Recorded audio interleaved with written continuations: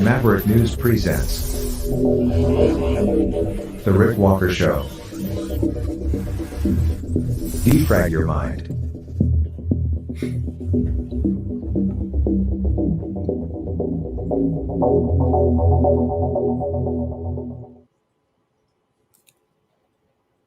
Good evening, Maverick family. There I am, reappearing from behind the logo, plastered over my face after a day away. I apologize for last night. We had a little bit of a technical problem here, some internet issues.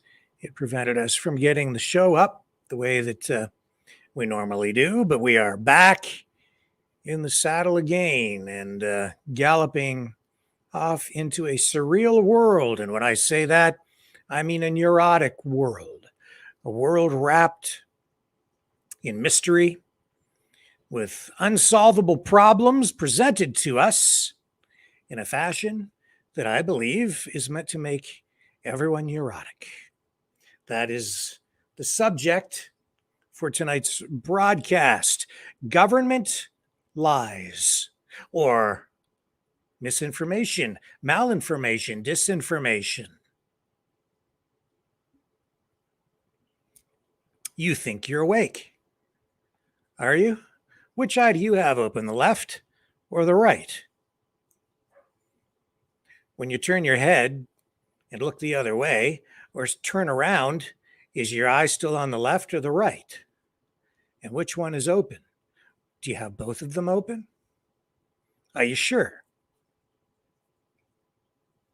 Seems to me the activities of the deep state, the government, have been on full display this past week in a variety of ways, but perhaps most explicitly during these hearings into UFOs with former intelligence officer Mr. Grush, who claims that non-human biologics have been recovered from flying crafts, which he alleges are in possession of the United States government. True or not? Perhaps he's not lying, but not telling us the truth. Think about it. If you can, if you dare.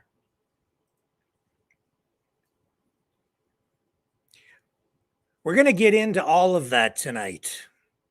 Throughout the conversation, we'll touch on some of the news of the day, all of the stories I think that we're going to focus on this evening are related to this subject matter.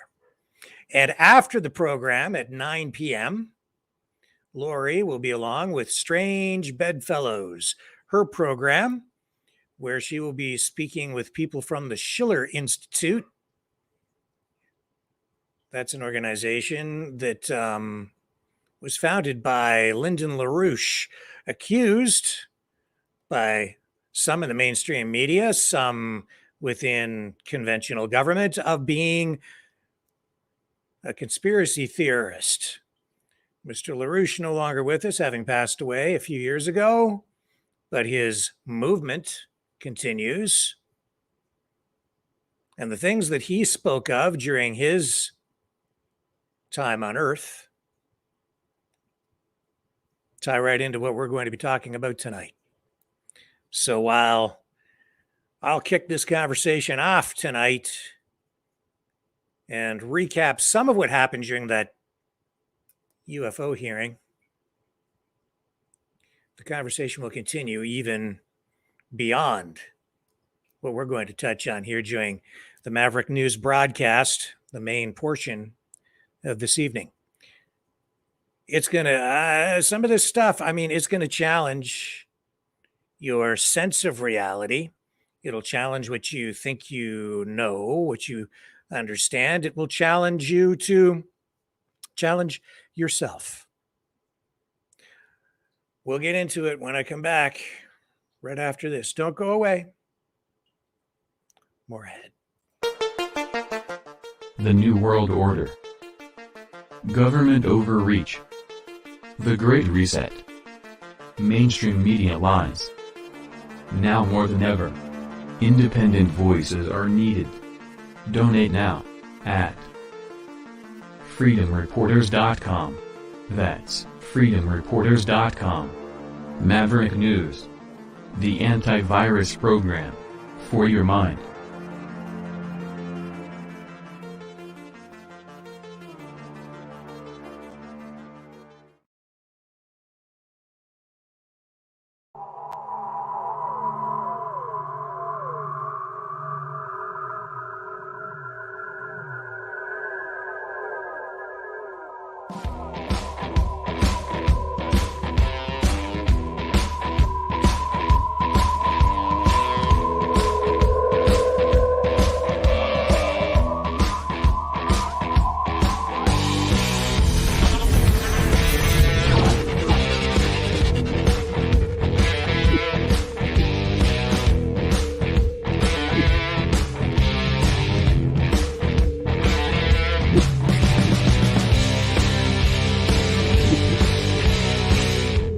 Maverick News.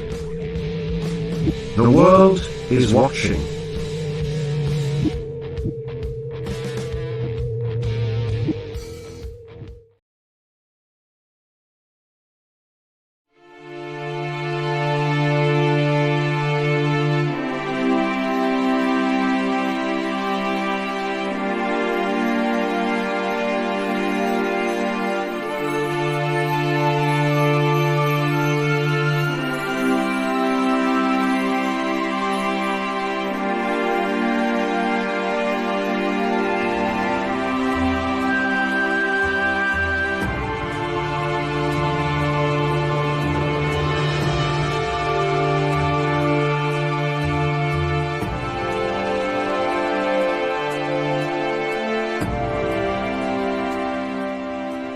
Maverick News. The world is watching.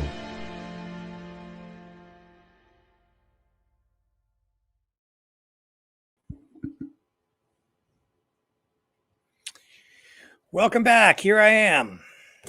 When I worked in mainstream media, radio, print, television, for a lot of years, the thing that drove me crazy was stories that we were told to do that would drive people crazy, make people neurotic. If there was a snowstorm, it was always the biggest snowstorm ever. I never lied to people. I always pushed back just a little bit. So I never lied because I always took exception to the practice of sensationalizing things. It's always gone on in media, always. It goes on right now. And it's not just a mainstream media thing. There's all kinds of clickbait out there where independent people, independent streamers, influencers, people who call themselves journalists, just post stuff sensationalistic in nature to get people to click. They want attention. Well, 2 nights ago, we were running video of Britney Spears dancing in, what was that? It wasn't underwear. It was like a showgirl thong bikini, whatever thing. Well, she flipped her ponytail thing around on her head. She's looking for clicks too. She survives on that. Media, it's all about audience. I'd be nothing if it wasn't for you guys being out there right now watching the program. Otherwise, I'd be sitting here speaking into a vacuum, talking to myself, listening to myself rattle off about whatever I'm rattling off about tonight, which is neuroses. I didn't like it then. I don't like it now. It bothers me when I see it, but it's gone way beyond that. Of course, we've seen mind control experiments conducted. We know that's all real. How extensive is that? How far has government gone with things like MK Ultra mind control experiments? Well, we know that there's an actual lawsuit in Canada over this. It's real. It's a real thing.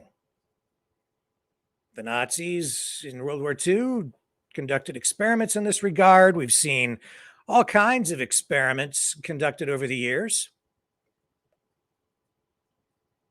Is there mass mind control going on? I would say, yeah.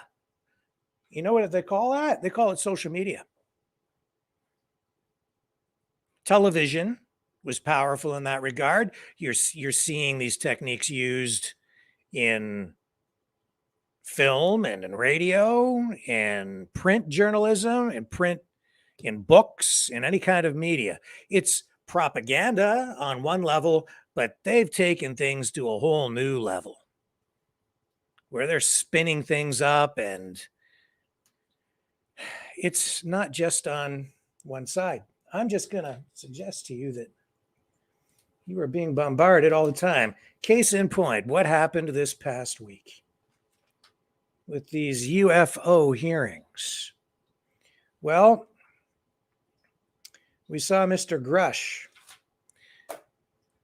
intelligence officer, testify before this committee, Congress,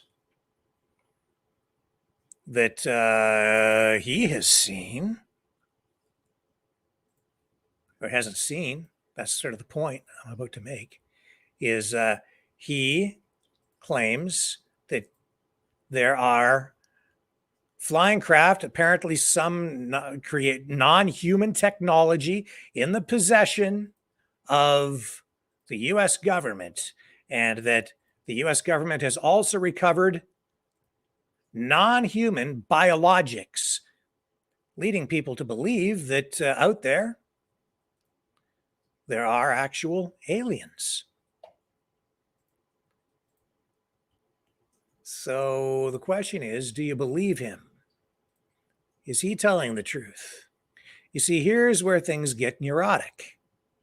If he is telling the truth, and his claims that the government has been in possession or has been investigating this kind of thing since at least the 1930s, which is what he said, and that they've been involved in this multi-decade program to suppress this kind of information while at the same time developing it,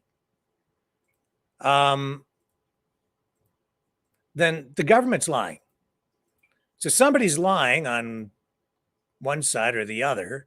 Either it's real or it isn't. The government was either lying, saying that it didn't exist, or he's lying now, saying that it does exist. one way or another, somebody from the government is lying. And lie is not too strong a word in this particular instance. And so today we're getting pushback from some people within the establishment and some people within NASA. And there's it's a, what can I say? It is an organization called Arrow, and it's looking into unexplained aerial phenomena. And it's Dr. Sean M. Kirkpatrick has written a letter in response to what we've seen during these hearings this past week, and he issued this letter today.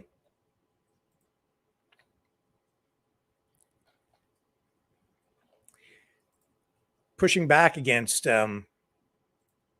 what we've seen and calling actually some of this stuff insulting. Let me just bring this up for you. I have the letter right here. I had it there. I have so many things to share with you tonight. I have a lot of tabs. There it is there. So here's his letter pushing back. Get it up on the screen. Right there. This is Dr. Sean Kirkpatrick. He says, let me begin by saying that the following are my own personal observations and opinions, which do not necessarily represent official DoD or IC positions. Yesterday, the Subcommittee on National Security, the Border, and Foreign Affairs held an open hearing on UAP, during which a government cover-up of extraterrestrials was alleged. I wholeheartedly applaud congressional efforts to get to the truth about what UAP are and the risks to both pilot safety and national security. I am also absolutely committed to transparency on both the historical mission and the operational mission. As the director of Arrow's amazingly talented, devoted, and highly motivated team, however, I cannot let yesterday's hearing pass without sharing how insulting it was to the officers of the Department of Defense and intelligence community who chose to join Arrow. This is the multi-organizational organization that is looking into UAPs, or UAP, as they say, or UFOs is what they are. Many with not unreasonable anxieties about the career risks that this would entail, that have been working diligently, tirelessly, and often in the face of harassment and animosity to satisfy their congressionally mandated mission. They're truth seekers, as am I, but you certainly would not get that impression from yesterday's hearing. Arrow was established by law to investigate the allegations and assertions presented in yesterday's hearing. Allegations by its witnesses of retaliation to include physical assault and hints of murder are extraordinarily serious, which is why law enforcement is a critical member of the Arrow team, specifically to address and to take swift action should anyone come forward with such claims. Yet, contrary to assertions made in the hearing, the central source of those allegations has refused to speak with Arrow. Furthermore, some information reportedly provided to Congress has not been provided to Arrow, raising additional questions about the true commitment to transparency by some congressional elements. The subcommittee, whose questions and oversight duties are irreproachable and in genuine need of answers, has never asked Arrow for an update on the reporting system, the historical review, the operations, and the 5&T strategy that Arrow leads and is undertaking. A rational person watching the hearing might reasonably assume that both the witnesses and the members had an understanding of the department and the IC's progress since the establishment of Arrow around this time last year, only naturally leading them to conclude that Arrow has been ineffective, non-transparent, and delinquent in its legislated mission. Arrow briefs the defense and intel committees regularly, and since the last NDAA, the Homeland Defense, 5&T, and several other committees as well. I am deeply disappointed at the denigration of AARO's dedicated men and women hailing from the Department of Defense, intelligence community, and civil partners who are pouring their hearts and working this issue on behalf of Congress. AARO has the authorities and resources necessary to execute this mission to meet congressional intent. And as we've stated before, AARO welcomes anyone with knowledge of any of these allegations or programs to talk to us in a safe, secure, and appropriately cleared environment. Rest assured, AARO will follow the data wherever it leads. Finally, to be clear, AARO has yet to find any credible evidence to support the allegations of any reverse engineering program for non-human technology. Also, to be clear, none of the whistleblowers from yesterday's hearing ever worked for AARO or was ever a representative to AARO, contrary to statements made in testimony and in the media. So there's pushback. Now, I said that I thought that Mr. Grush appeared quite credible in his testimony before Congress. More credible there than he did in his sort of public debut on News Nation, where he made these assertions that non-biologics had been found, and these claims were made in this news program initially. You got to keep something in mind here. He's from the intelligence community. And what does the CIA engage in, if not misinformation, disinformation, malinformation, misdirection, deception? I mean, we're talking about a CIA that is accused of being involved in the assassination of an actual president of the United States, JFK. We are talking about a CIA that has been involved in the overthrow of governments in many places around the world, that was directly involved very clearly in 2014 change in government through a color revolution in Ukraine. Regime change. It's their stock and trade, spycraft. And today, you also have the Department of Homeland Security, which has expanded in size and scope since 9/11 to become this gigantic bureaucratic organization that overlaps and intertwines and weaves its way through these other lettered agencies. The deep state is deep. It's wide, it's powerful, forms almost like a shadow government in the estimation of some in the United States and maybe even globally. They're not entirely accountable because they work in the shadows. And the Department of Homeland Security alone now has 260,000 employees. That's over 250,000 people working in the Department of Homeland Security. What do they engage in? Spycraft, counterterrorism. I'm telling you, it is a strange time. So strange that, we have this going on, right? With Grush, this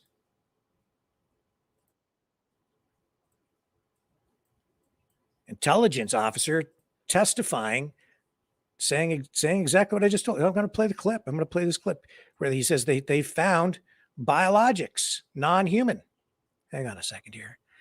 Difficult to produce and host and talk and think all at the same time, but here we go. Here's his exchange.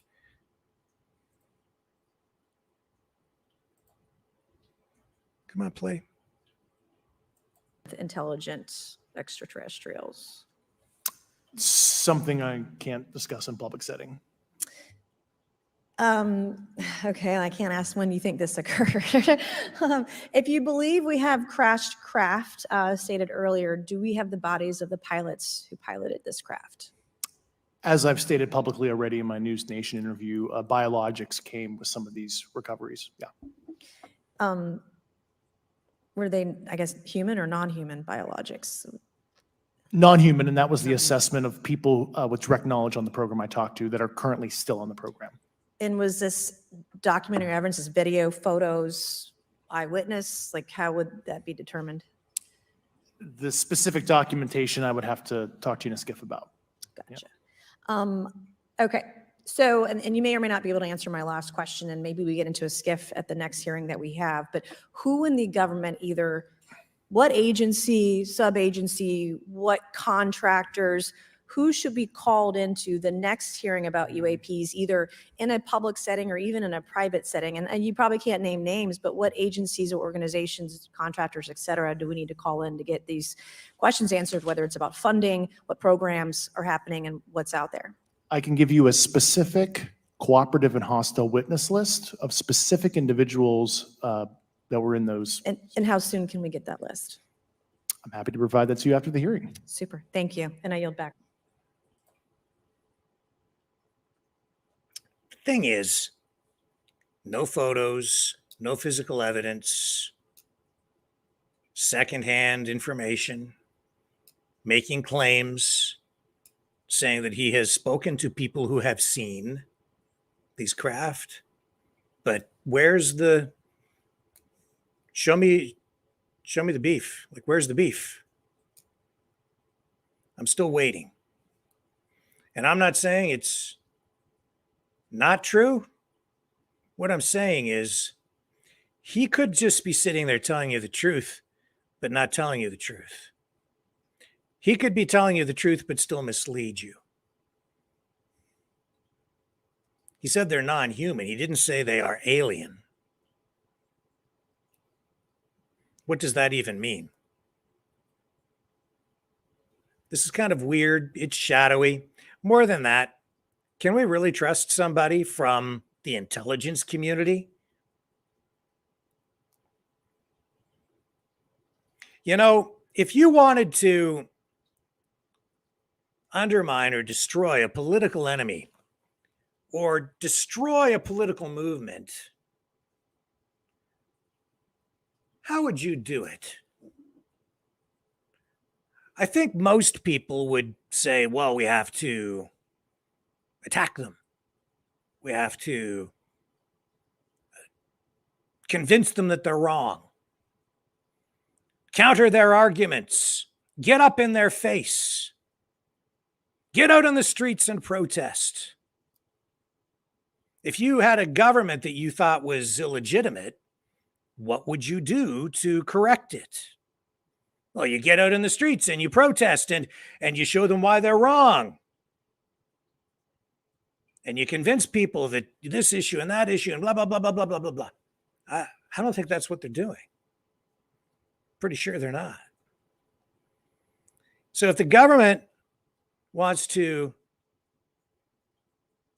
destroy a political movement, or if there's a shadow government that wants to control the government and destroy any opposition, what would you do? If you're an intelligence guy, you think infiltrators, and even more than that, mind control through propaganda, marketing, disinformation, malinformation. You don't convince people. You don't try to argue with them. You give them more of what they believe and take them down rabbit holes to places where they are chasing red herrings, so that they're chasing their own tails, chasing things that sometimes don't even exist, wasting their time.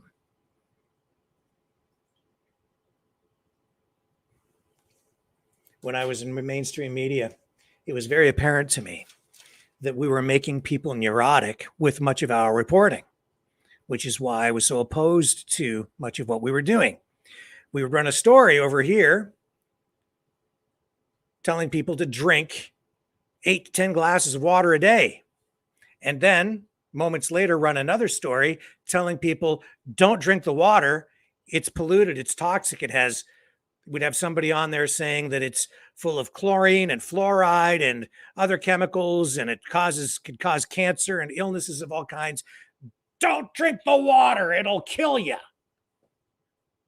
But drink 8 to 10 glasses of water because you're probably dehydrated.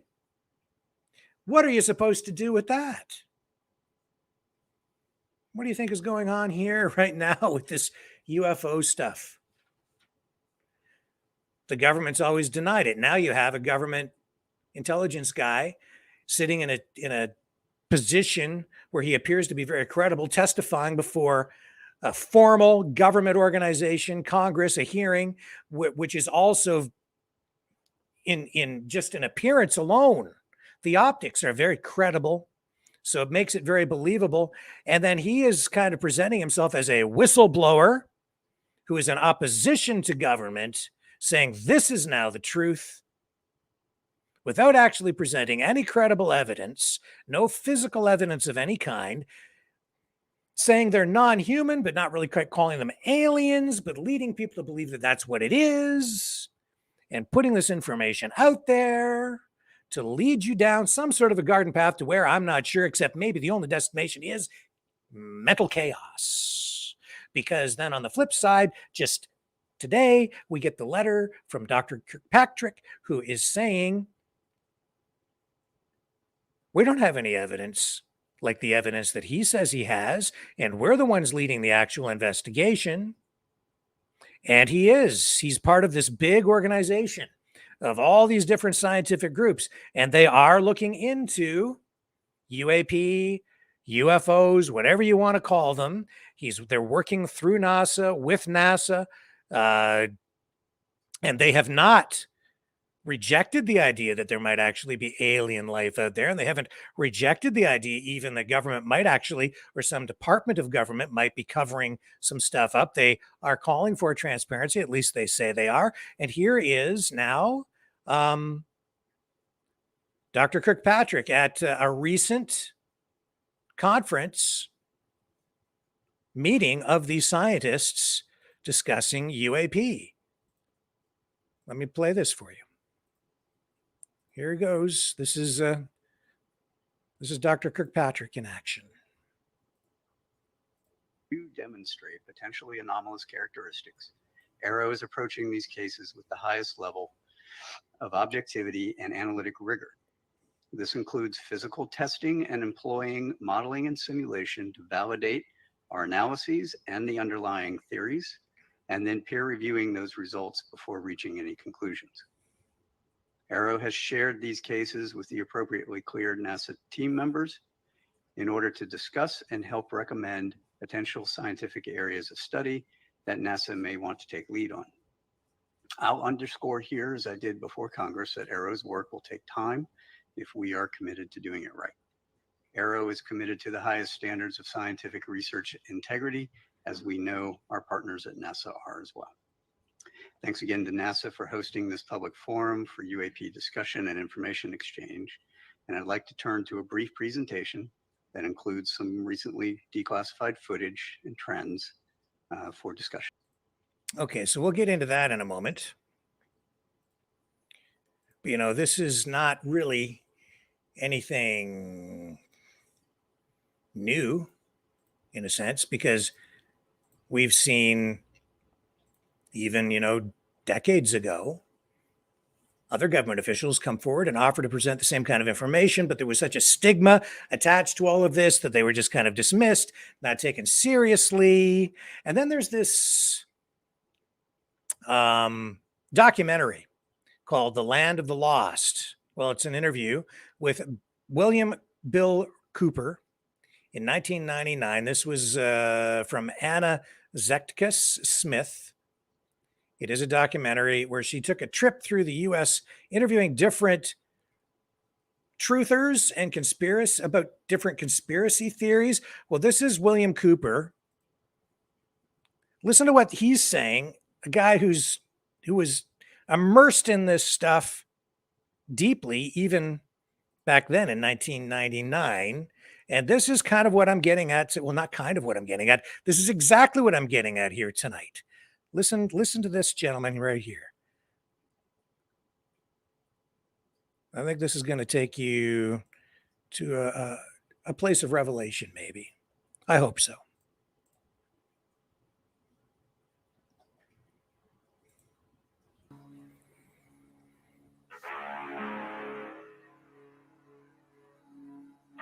You think about aliens? I don't think there are any. At one time, I thought that there were, simply based upon documents that I'd seen while I was attached to the intelligence briefing team, Commander-in-Chief of the Pacific Fleet. At that time, and even for many years afterwards, I did not believe that the government would use me in that way. I had devoted my whole life to government service. I had been in the Air Force. I was in the Navy. I was a river patrol boat captain in Vietnam. I had proved myself. I had combat ribbons with the V for Valor. There was no doubt of my loyalty to my country.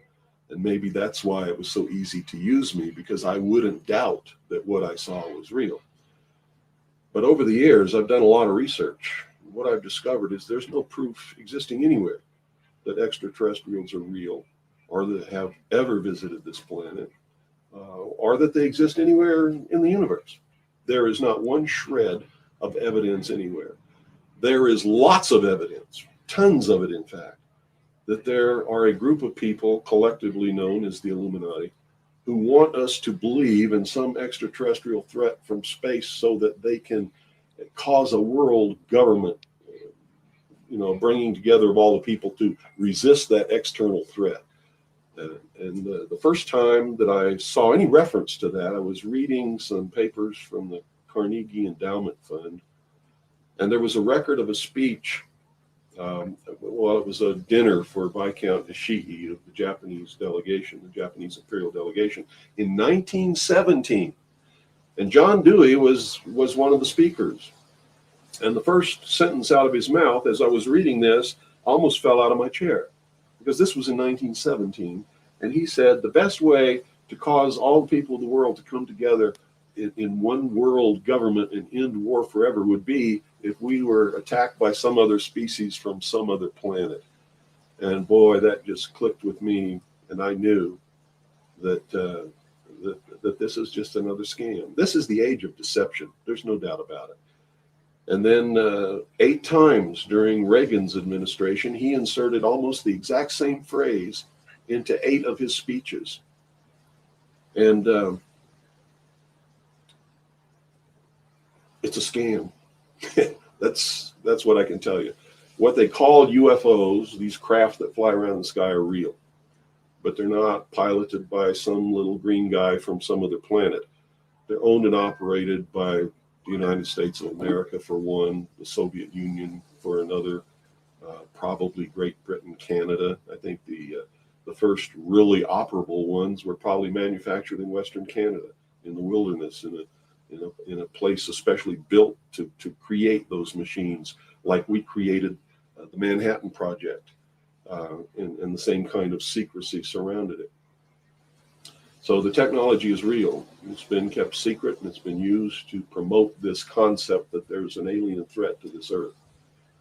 The cattle mutilations I've discovered in my research are nothing more than what's left after the government does its secret tests on the low-level radiation leakage from its atomic weapons assembly plants and atomic power plants.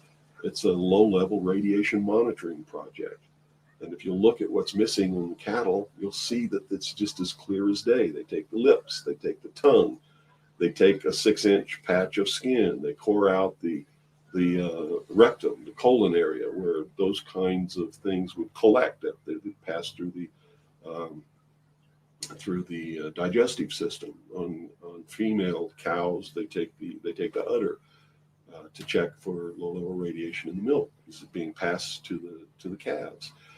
And these are all grazing animals that graze on the grass where the radiation falls when it falls from the air. And It's just an incredible deception. And I'm just amazed that people have fallen for it in the manner that they have in the absence of any proof whatsoever. I mean, they cite hearsay as proof. Well, what about all of the alien abductions? They're not abductions. They're the results of a tremendously successful and very sophisticated mind control operation, all of which has been in development. Well, they started working on those kinds of things since before World War II, but they have perfected them. On my website, I have a patent of a machine that can read your brainwaves, can recombine them in a computer and send them back to you and make you think things happened that never happened. I mean, you can't get a patent for something like that unless it really works. You have to prove it to the patent office. It works. A patent was issued. And this is just one of the things that snuck by them that hasn't, because when people invent things like this, they're sucked up by the government immediately, and then they're put behind the veil of national security and classified, and then nobody knows about them. But every once in a while, something sneaks by them. And when you do these searches in the patent office and the trademark office and in the copyright office, you come up with some real gems once in a while. And that was one. Also, the congressional investigations into the intelligence community has revealed the existence of these programs. And there's no secret about it. It's documented. Project Artichoke, Project MK Ultra, MK Naomi. I could go on and on and on all day long. And, if you had the time in your movie, we could lay out all the documentation, which is official government documentation, and prove beyond any shadow of a doubt that it's true. But that's what it is. It's not extraterrestrials coming down. The human body cannot pass through walls and roofs, or through windows that are closed. This is all the product of the imagination and people's willingness to believe something because they want it to be true. I don't know why they would want it to be true.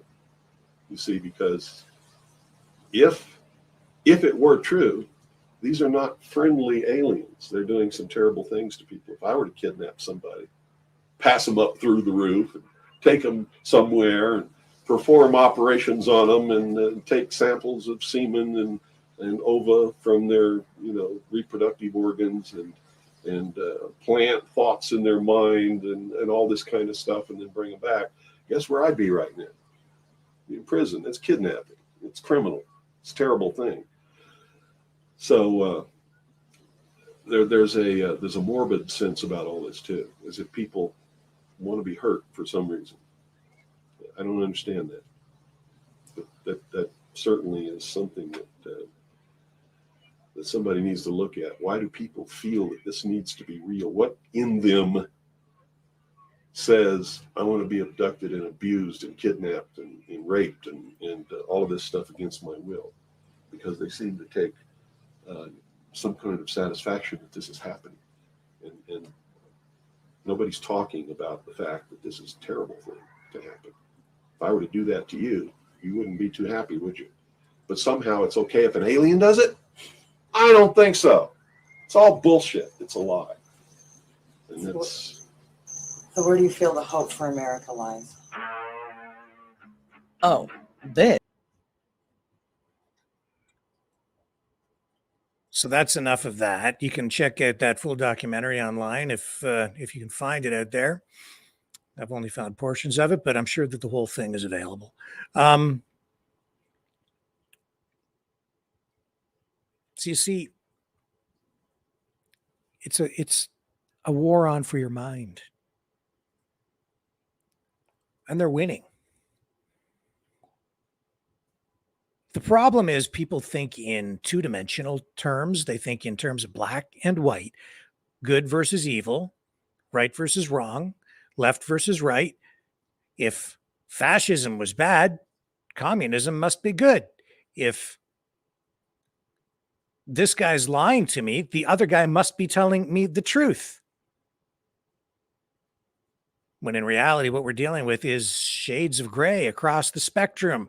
It's this guy's telling you some truth, but maybe not the whole truth. he's telling you truth in a way that is meant to deceive you. And this other guy over here is actually doing the exact same thing using a different spin on similar or even the same information.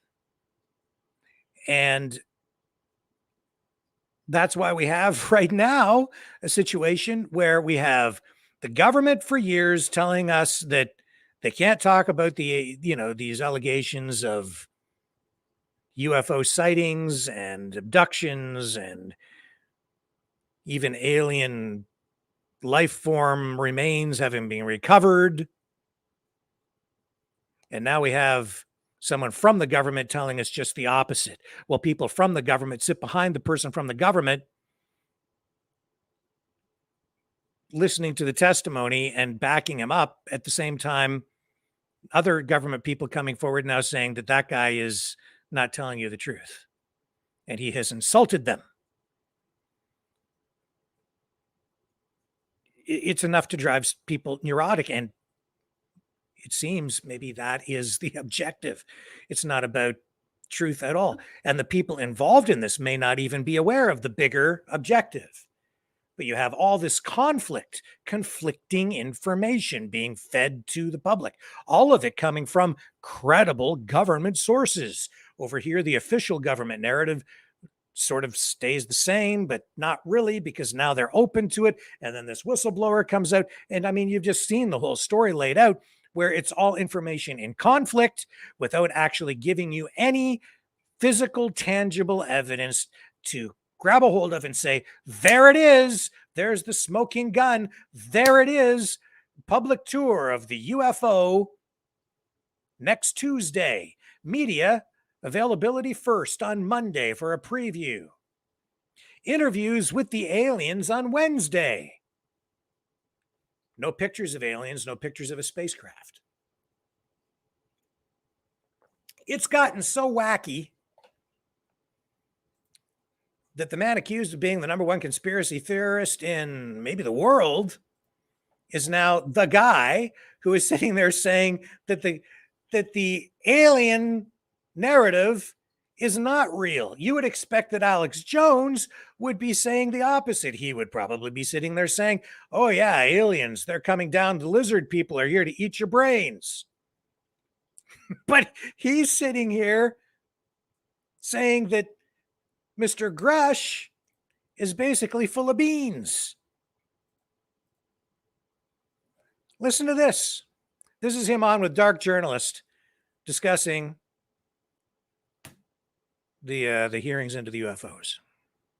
Talking about. I'm not saying there aren't little green men somewhere in the universe. I'm not saying there isn't interdimensional stuff, but when you look at the story being put out in Congress, it's the same one that other whistleblowers put out over and over again that have been connected to a larger psyop. And these guys haven't seen aliens, they haven't seen crash sites, but they're being told it's there and it's above Congress and the secret shadow government. So right when the real shadow government, the intelligence agencies, the bureaucracies are being caught running our government, they're caught, that's real, running child sex trafficking, running drugs. Now we learn there's another group secretly working with the aliens. That's been the same psyop for so long, told to us for 60 plus years, 70 years by Hollywood. So we've got some amazing clips coming up. I want to get your take on this. Darren Beatty, who's a White House advisor to Trump and a professor, he texted, said, can I get on the show? He's usually hard to get on. This is a total psyop. If he can pop in, we'll see if that happens. But Dark Journalist, you've been watching this. We've got a lot of the clips here. Give me your analysis of this. Well, it's good to see you, Alex. I'll tell you, this was definitely rushed, and they put this one up there. They wanted to run it in the summer. It was a trial balloon, and to see if they could pull this off. And one of the things that they had front and center there was the whistleblowers. But you'll notice in the audience there speckled all these intel people, and they're ready to push the whole UFO threat aspect of this, and they're using the conduit of the whistleblowers. So what they'll do is they'll have a couple of Navy pilot guys who have actually seen things in training programs or whatever, and then they'll plant in the middle of that an actual IC community whistleblower, quote unquote. And so we see James Clapper in the audience, and we see other figures who've been involved in this. the name of the game really is they've been working on this technology over 80 years, and they've kept that from the public. It's been outside of those channels. There are actual divisions within the government that are completely unknown to the public. It's just like the NRO originally, when it came out, we didn't discover its existence for 25 years. They're handling the UFO file, and the UFO file is completely, the oversight of the UFO file is handled by the same group that handles the ultra secret continuity of government program, which means you can't get any answers in a traditional congressional setting. So this is really a lot of cover and fluff on the surface. So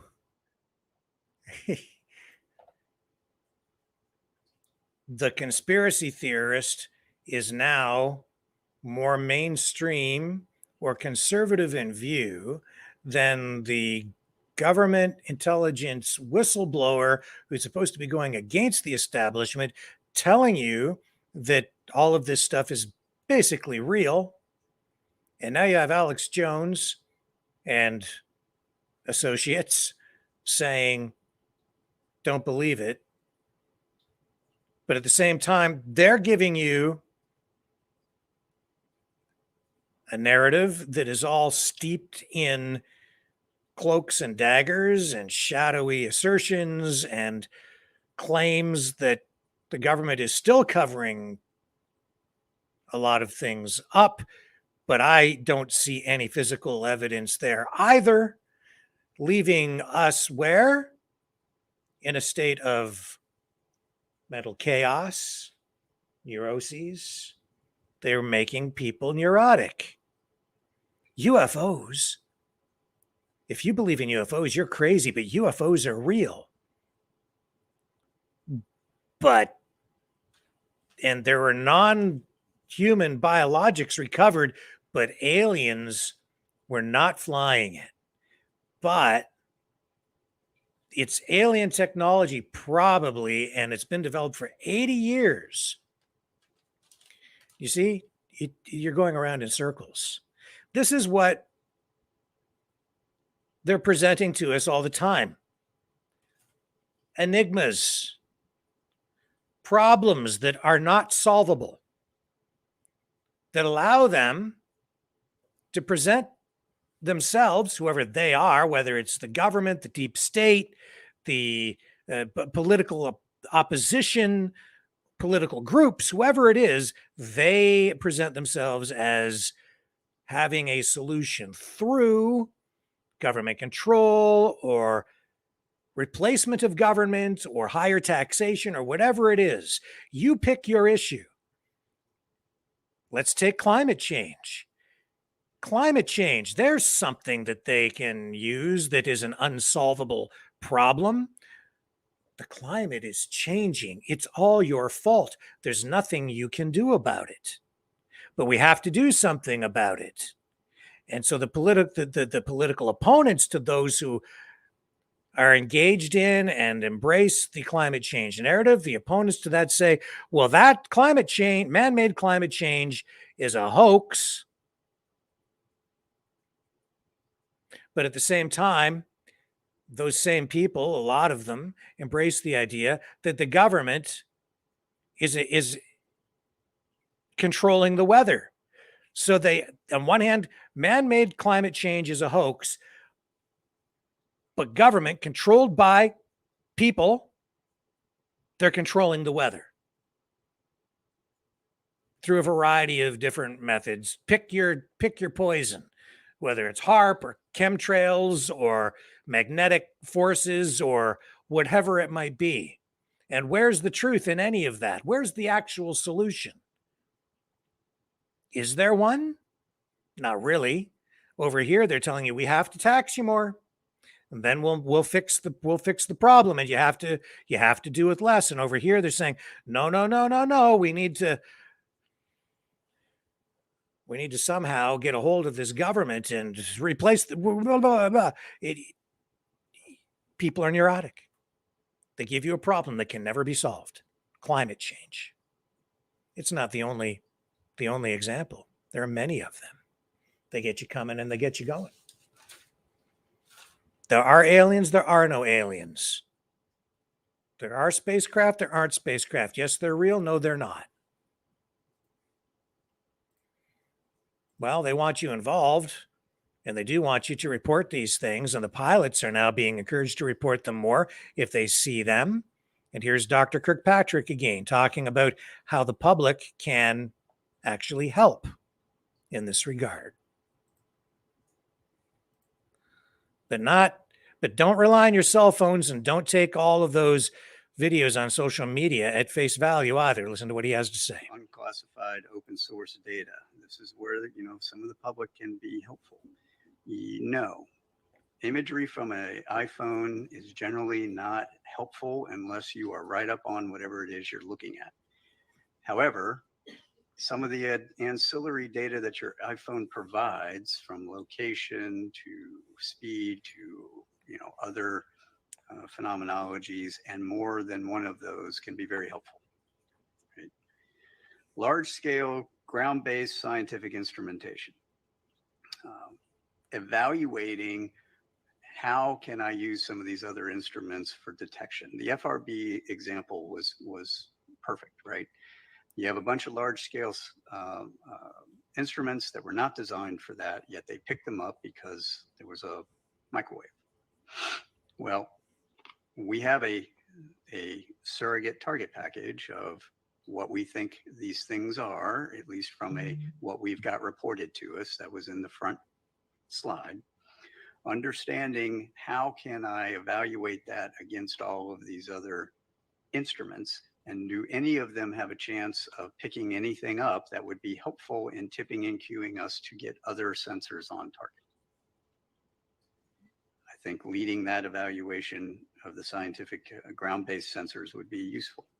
Also, the same thing for the Earth Sciences satellites, as we mentioned before. So the bottom line here is that the public is, you're seeing more of this stuff, but you can't just take whatever you're seeing online and say, well, there's the proof. There's a video from a guy with a phone and 3 dots on it, or 4 little triangular things. And even what these pilots are seeing midair, their encounters, they may not really have an explanation. In fact, they just generally don't have an explanation. Those 2 Navy pilots who also testified alongside David Grush, the intelligence guy, at that hearing, I mean, they didn't actually have proof of anything either. They just said that, they hadn't seen technology like that before, and looked at them like maybe it must have come from some other place, but no actual evidence to give you, the truth of the matter, right? Which is really what we're looking for here. But will we ever get to it? My guess is maybe not.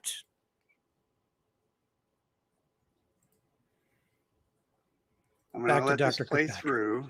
This is a newly released video. You'll notice there are 2 dots moving back and forth. There is a plane at the bottom that's moving across the screen, and now there are 3 dots moving back and forth. The moving back and forth is from the sensor and the platform that's collecting it. This is a P3 on a training mission in the Western United States. They picked these up and they tried to intercept and was unable to intercept them. Apart from that motion, and you'll see a little bit of defocusing from the sensor itself, there is no other oddity about this, except for the fact that they couldn't catch them.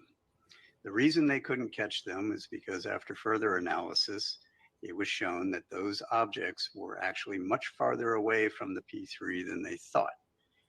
And in fact, when we went even deeper, looked at air traffic control data, we were able to match those to aircraft on a major flight corridor heading into a major airport for landing.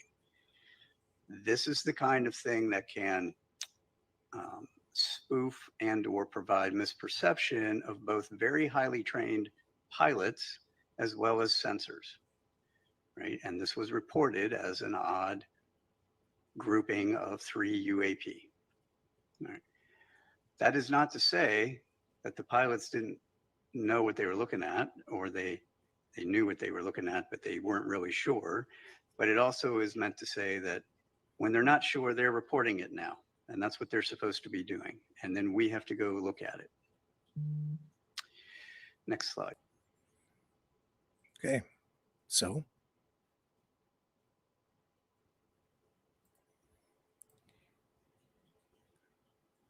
I don't know if Dr. Kirkpatrick is part of the psyop or not.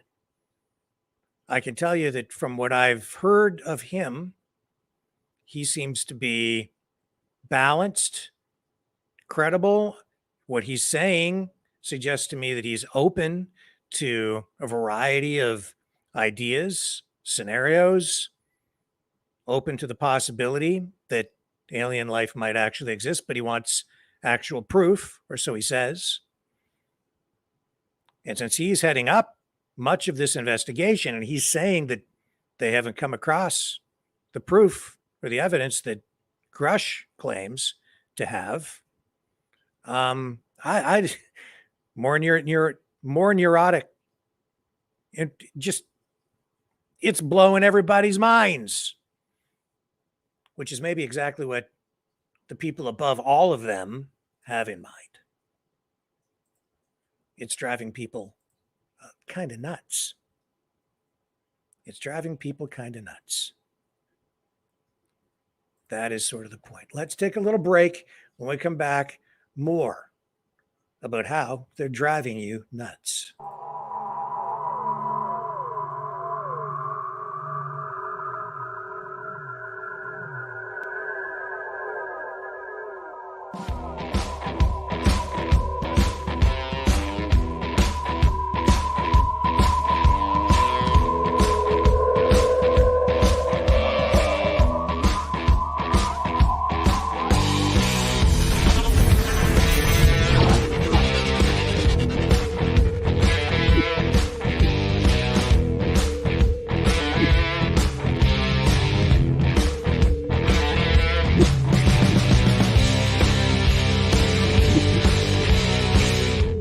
Maverick News. The world is watching.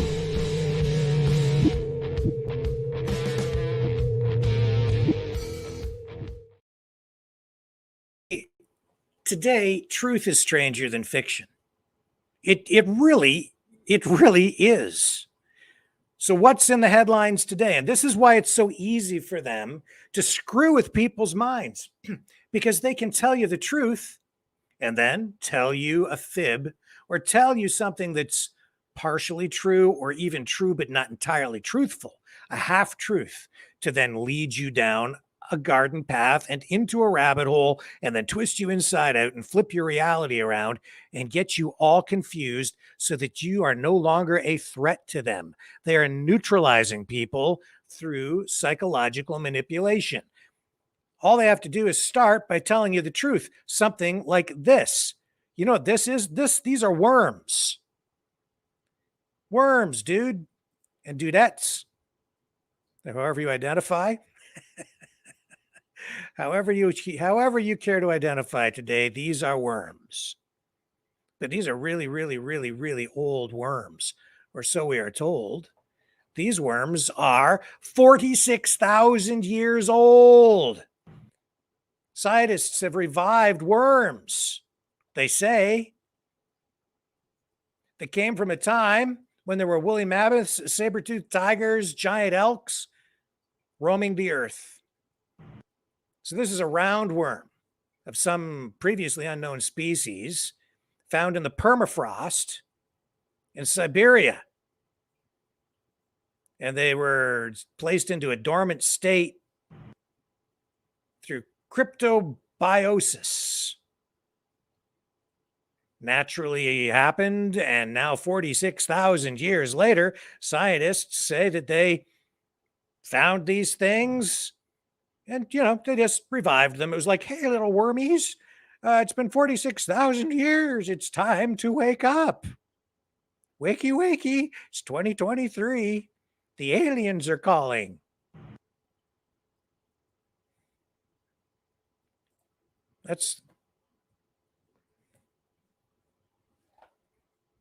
Well, that's real, or at least they say it's real. Who am I to argue, right? Okay, so that's supposed to be totally real today. 46,000-year-old worms. I mean, I don't know. How do they know they're 46,000 years old? I guess they have ways, right? They dug down so far, it had to be at that level, and they do carbon testing and all of these things to determine how old that layer was. And then if the worms are there, and then they revive them, well, hello and good morning. Hello, world. 46,000-year-old worms. Oh, by the way, aliens are real. In the next breath, right? Or so they would say, just to get you jacked up. But is that real? I don't know. Here's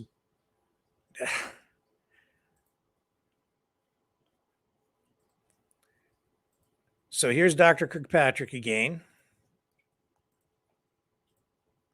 talking about how this is needed, these hearings, right? This is what people would report, but it isn't necessarily What for is example, real. the size of the object or the speed or any of the rest of that. Do I understand that correctly? Partially. Okay. So this is not all single sensor observations. Some of these are very much multi-sensor observations. Okay. And this is parameterized to cover the range of things for any given parameter, range of what's possible and what has been observed. Okay. And then on the next slide, the one where you've got the, whatever it is, the meatball moving across the screen. Right, that one. So was there any look at sensor artifact, data processing artifact? I mean, the first thing that whenever I see anything that's anomalous, I look at how was the data collected. Yeah. So yes, these are so this is an EO sensor on an MQ9, and we understand that very, very well.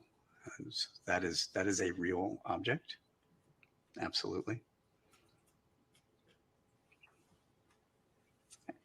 And You mentioned that in partnership with academia, you also use AI ML techniques for existing data sets, or possibly some of them open source.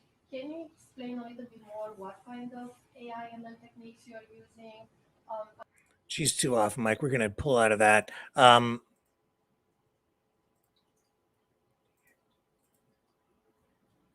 But it's enough this stuff is enough literally to drive some people crazy. And, you know, if you look back at what's happened, if you go back 4 years, most people wouldn't really entertain a lot of this stuff. I mean, they'd watch the X-Files on television, look at that pretty much strictly as entertainment, you know, Men in Black and, you know, not take any of it too seriously or worry about it too much. But then the lockdowns came. And then you end up with the legitimacy of government even being questioned, because various groups who have always held those concerns and beliefs that the government isn't even legitimate, they latched onto that, right? They really used it to accelerate their narrative. And all the while, you know, you have also people out there saying, we have to save the country. We have to save the United States. We have to save Canada. But then in the next breath, when you listen to them, how do they want to do that? Well, they really just want to tear it down. So over here, they're saying we have to save the country. And over here, they're saying the country doesn't even exist. It's not real. It's not legitimate. We have to even arrest the politicians and take them out. So it's sort of, again, there's a level of neurotic thinking that goes along with that, you know? And as a result, it's hard for some people to stay grounded because they can't make sense of a lot of these things. So in this past week, we saw this happened. These ladies and a 14-year-old boy died when they went into the wilderness. Let me bring up my notes here on this.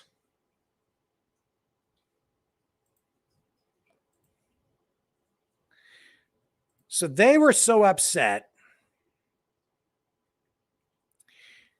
that about everything that had been going on with the pandemic and the lockdowns, and I mean, you name it, right? The CBDCs and drag queen story time and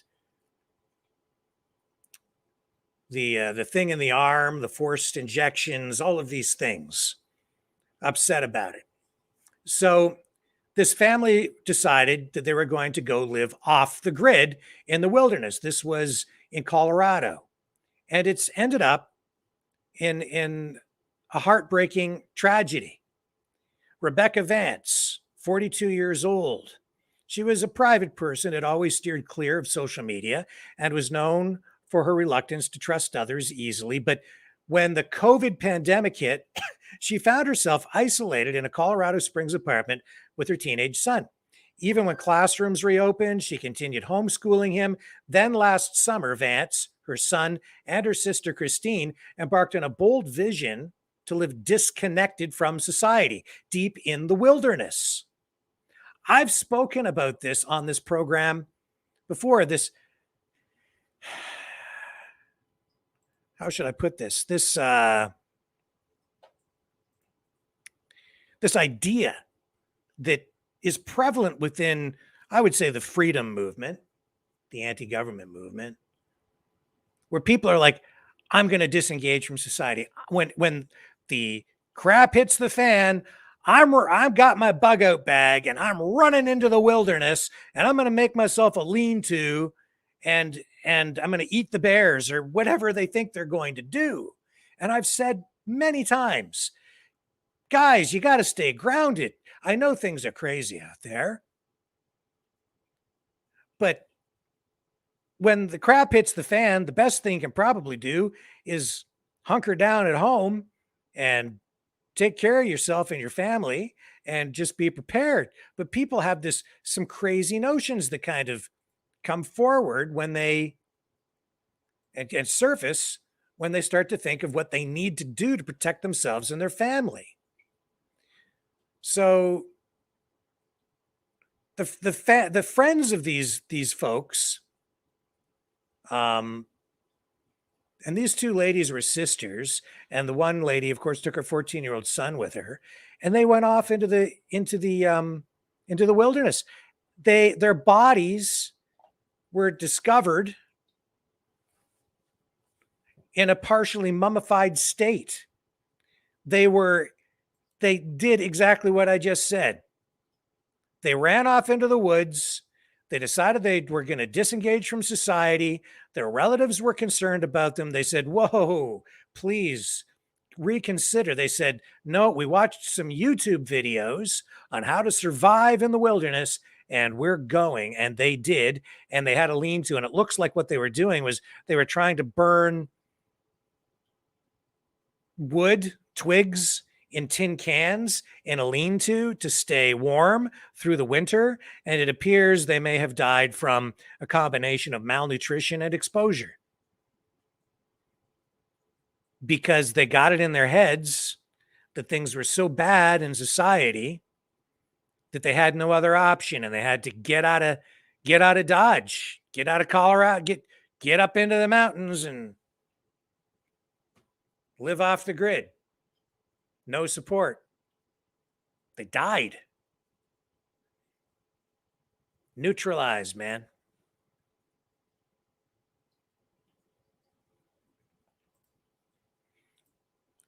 I understand things are not as maybe they should be, as they could be. I understand we have some bad leaders some terrible politicians, some bureaucrats who don't do their jobs. I understand there's corruption. I understand all of these things. But at the same time, I also see, because of my background in media, I am very media literate. I see a lot of what is going on in ways that other people don't. It's because I've spent so much time behind the camera, behind the scenes, inside the media, actually seeing how politicians behave, what they're saying behind the scenes themselves, covering a lot of politics for decades. I kind of have, I think, a better bead on how the media works than the general public does, because it's been my business. It's been my living. It's been my craft. It's been my area of study. I've only ever worked in media since I was a kid. And I can see the mind manipulation that is going on. And in 1999, you saw William Bill Cooper say in that documentary that they had perfected mind control back then. And in that era, it was basically television that was the most powerful medium available to deliver messaging and psychological information, manipulative information. Now we have the internet, social media. They're bombarding you all the time with all kinds of information. Don't drink the water, but drink 8 to 10 glasses of water a day. Where have they got you right now? Where have they got me? I was caught up in a lot of this myself, I noticed. Finally kind of realized that it was affecting me on an emotional level, especially at the height of the lockdowns, where I could really see that the government was engaging in really terrible activity, enacting horrendous public policy. But where have they taken us over all of that time? I mean, just think about the way we think about everything now. Everybody is afraid to drink the water. Train derailments, feeding us information constantly about there's so much pollution spewing into the air that it's going to be a mass genocide. Don't eat the food, it's contaminated. Don't drink the water, it's contaminated. Don't breathe the air, that's contaminated. Everything you're doing, you can't live because they're going to kill you. Coming and going. It doesn't matter what you do. When you wake up, when you go to sleep, when you're sleeping, when you're awake, it doesn't matter. They're going to get you. Unsolvable problems. But are you really thinking rationally? Are you thinking emotionally about these things? Climate change. Man-made climate change is a hoax, but the government is controlling the climate. Which one is it? The aliens aren't real, but the aliens are here because they found which one is it?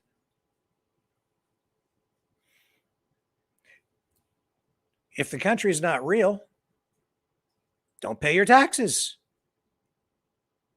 But you better pay your taxes or you're going to jail. Why is that? Because the country is real. Well, how real is it? It's not legitimate, but when they come and they have the police and they arrest you and they put you in jail, you find out how real it is. Well, is that real? I suppose it is, because the people support the government and support the court system, but at the same time, the court system is illegitimate because the government's not real and the country is nothing but a myth.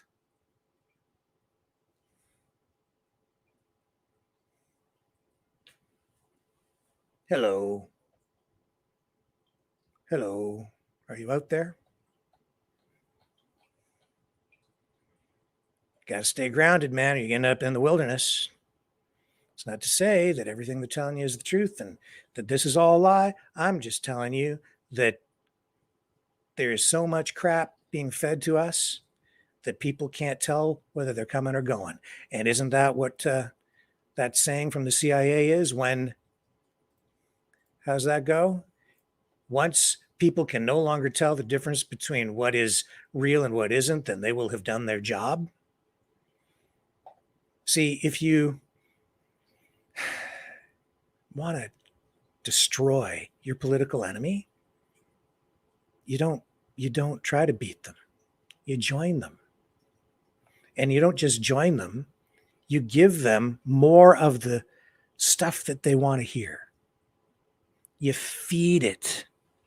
And you feed the stuff that's true, and then you inject stuff that is so toxic, and it's like a little information nuclear bomb, or a bunch of them that they insert in there.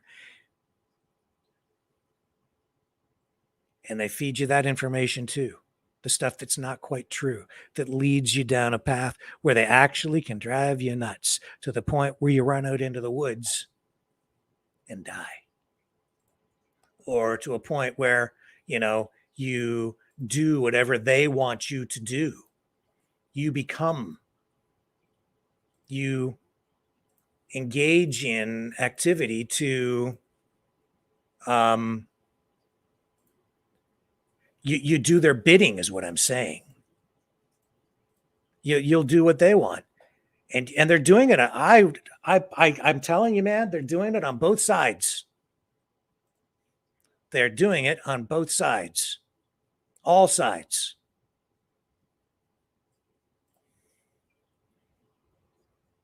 People get emotional.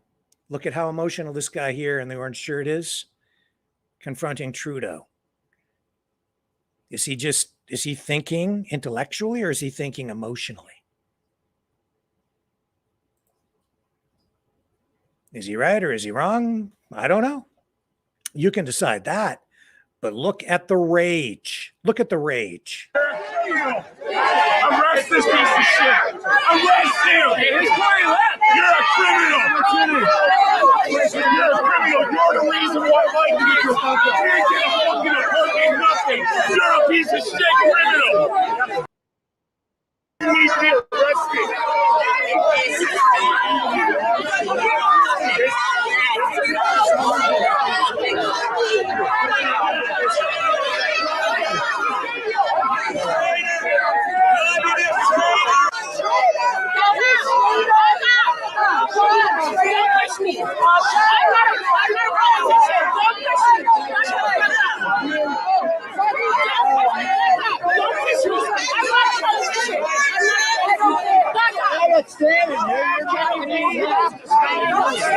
You got the right one, I promise. Back up. Don't push me. Don't push me. Don't push me. Shit, pedophile. You just did. You're on the other.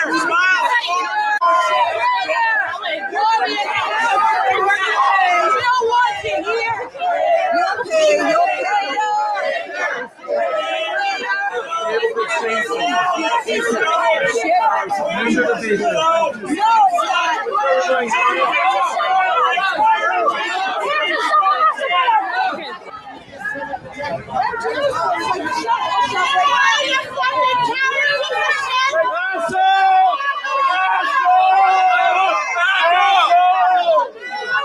What about a green deal, eh? Run like you always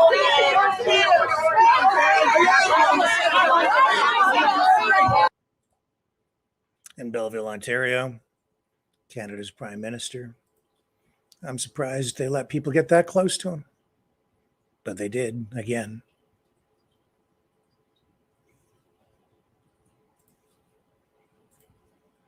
And why are people that upset? Well, because of things like, well, let me show you.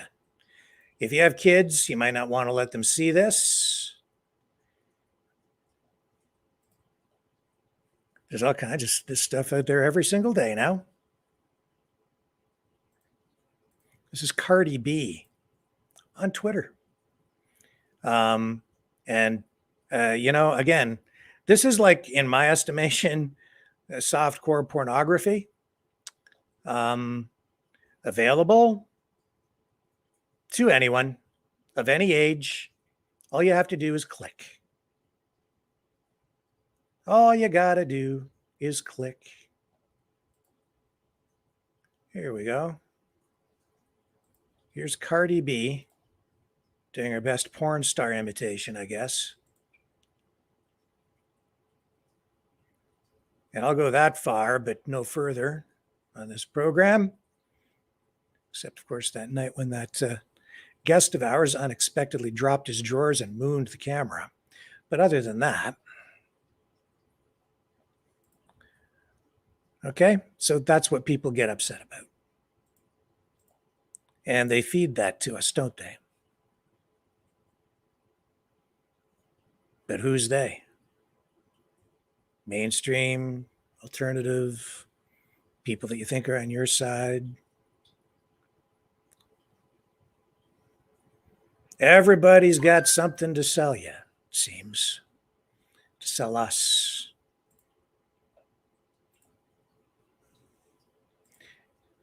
And the world is nuts, gone nuts. It's going nuts every day. You know, they call this alien technology X technology. Isn't that unusual? The references to X technology. And here's what the Twitter headquarters look like tonight.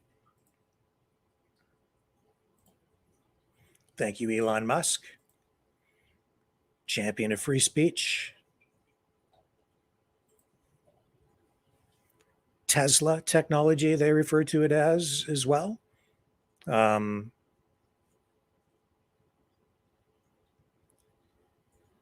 have to wonder, coincidence, not a coincidence? X technology, changing Twitter to X, Tesla,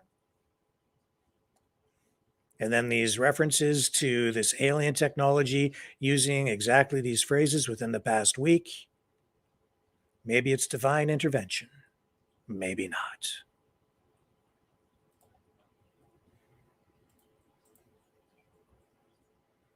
And while all that is going on, the culture war continues. And here's Jason Aldean with a decision to sue Whoopi Goldberg because he's no racist. He says, in spite of the allegations, that he is engaging in racist behavior by releasing his hit song, Try That, in a Small Town. The mania continues. And over on CNN, the alien mania continues. On January 8 of 2014, a fireball from space blazed through Earth's atmosphere and crashed into the sea north of Manus Island off the northeastern coast of Papua New Guinea. Its location, velocity, and brightness were recorded by U.S. government sensors and quietly tucked away in a database of similar events. Well, last month, Harvard theoretical astrophysicist Dr. Avi Loeb led an expedition that retrieved metallic fragments of the fireball off the western Pacific seafloor. Avi Loeb joins me now. He's the head of the Galileo Project and founding director of Harvard University's Black Hole Initiative. He's the best-selling author of Extraterrestrial, The First Sign of Intelligent Life Beyond Earth. His new book, Interstellar, will be out next month. Dr. Loeb, do you believe the government is in possession of alien spacecraft? Thanks for having me. Well, it's not a matter of belief. Either they have it or not. And if they do, I think it's inappropriate because it's just like stepping out to your backyard and finding a tennis ball that was thrown by a neighbor and coming back home and telling your family members nothing about it. Basically, they don't know that we have neighbors. That is inappropriate because this has nothing to do with national security. It has a lot to do with science. We would like to know if we have neighbors in our cosmic environment. What would be the motivation of the government trying to keep this under wrap? Is it fear of panic, fear in the country that would be unharnessed? What? Well, my guess it has to do with the fact that they can't make sense of it, and perhaps they consulted some corporations that have the benefits of being paid by the Department of Defense. Otherwise, I cannot make any sense of it. So they might not have it. We just don't know. We have to see the evidence. David Grush was a second-hand witness. He heard other people talk about it, 40 of them, and they told him about the programs, but we would like to see the actual evidence before we believe it. And of course, I realized that going to the Pacific Ocean might be easier in terms of learning about interstellar space than listening to politicians in Washington, D.C. I'm going to ask you about your trip in just a moment, but one follow-up. Yes, you're right. He's a degree, Grush. He's a degree of separation, it seems to me, from those we would most want to speak to. But nothing stays secret these days. Everybody writes a book. Is it really practical to think that we could have alien spacecraft in our possession and someone who'd touched it, feel it, seen it, wouldn't reveal that evidence? Yeah, it's unlikely unless the government is so incompetent that it can't make any sense of it. So it was stuck deep under secrecy with only a small number of people aware of it. I simply don't know until the evidence will be presented. But the good news is, as a result of the hearing on Wednesday, David Grush promised to provide the details of the people who had first-hand experience with these programs. So presumably the representatives will get in touch with them, and we will get to the bottom of it in the coming months. So we just have to wait and see. Take my final 60 seconds and tell me, what do you think you retrieved from the Pacific Ocean?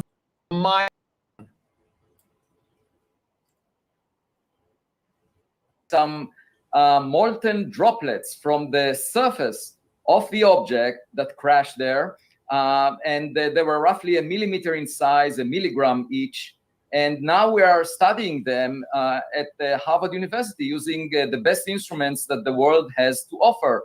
We're collaborating with UC Berkeley, the Brooker Corporation, and the University of Technology in Papua New Guinea.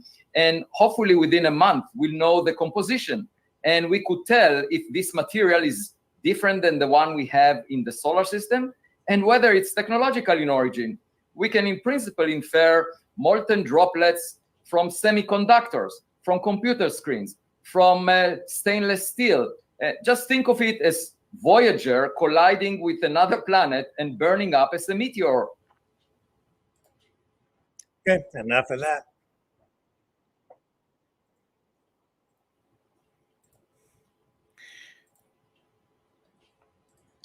It's just mania. You don't know what to believe. This guy here now saying that they use magnets to retrieve some small pieces of appears to be metal from some sort of a crashed flying object. They're going to analyze that and determine if it's alien, possibly in origin, while at the same time casting doubt on what David Grush said during his testimony in front of Congress, which is also being, disputed by some of the other people investigating the UAP and the UFOs and the flying objects and the little green men, and who the heck knows what is going on. Neurotic. It's driving everyone neurotic. Don't drink the water, but drink 8 to 10 glasses a day. But don't drink the water because it could make you sick, give you cancer and die. But drink 8 to 10 glasses of water a day to stay hydrated.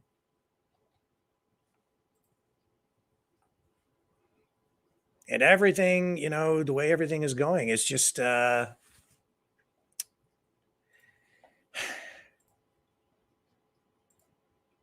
just gets people jacked up and upset, depressed, and makes people question. Well, I don't know if it makes people question what, I don't know what it does. Like we heard in that documentary, I think people like to hear the doom and the gloom. They want to believe it. You want to believe it. In a way, I want to believe that the aliens are real. Heck, man, I grew up during the space age, the Apollo missions, Star Trek, Star Wars. Who doesn't want aliens to be real? I mean, that in itself is pretty darn exciting. But the way this is being ruled out, it sort of suggests bad things are happening. And What's the motivation behind it? Is it just to get us confused, or is it because they need some new enemy to point to justify their huge defense budgets? Or what is this about? We don't know. And even these people like David Grush and the 2 Navy pilots who testified, pretty clear to me that they're just pawns in a giant game, a giant psychological manipulation of some kind being played out. But it's being aimed at people. You think, again, people are thinking 2-dimensionally. The people on even the freedom side, right? Much more inclined to embrace the idea of extraterrestrial life. People in the QAnon movement, absolutely open to this idea, and many of them already have embraced the idea that Admiral Byrd and his expedition a long time ago, back in the 40s to Antarctic, and then, they believe that it went far beyond what even the Operation High Jump would have us believe. The public accounts of that they found underground tunnels that lead to giant bases where they have these aircraft and aliens and all this other stuff down there, and kids in cages, and you name it, right? So if you want to disrupt all of that, if you are the government and you have people believing this, or you see that people are being told this, and you want to disrupt that because you see it as some sort of a political threat, like maybe, the Trump campaign, a lot of those QAnon people, they stand at those rallies, they put their hand up in the air, making the number 1 symbol. And there are, a lot of them, a lot of people from the QAnon movement supporting Trump. So if you want to take out that movement, if you want to discredit it, what do you do? Well, it seems to me that what they might be doing is feeding it with information and testimony from people like David Grush to just jack up the mania. And then at some point, if the information they're feeding is not true, then they can point to them and say, and I think they've been doing this anyway, they say, well, you can't take them seriously because they're all nuts. When it's actually maybe their political opponent that is feeding them information that isn't factual, to take them a little bit too far over here where they believe in some stuff, right? And I think it's the same thing on the other side, where they take things to extremes and the beliefs are taken to extremes. And it gets to the point where you don't know what to believe anymore. And then all it takes to discredit someone, because it becomes almost like a religion. Politics is a very emotional thing anyway. Regardless of what political group you might belong to, it becomes a community. And then from within that community, it can go beyond being just a community or even a family. It can become almost religious in nature, or even go beyond some form of religion, where if you don't subscribe, you will be excommunicated, exiled, cast out, no longer be allowed to be part of the religion because you have committed a sin. If you do not think like the rest of the people in the collective, if you don't subscribe to the unity.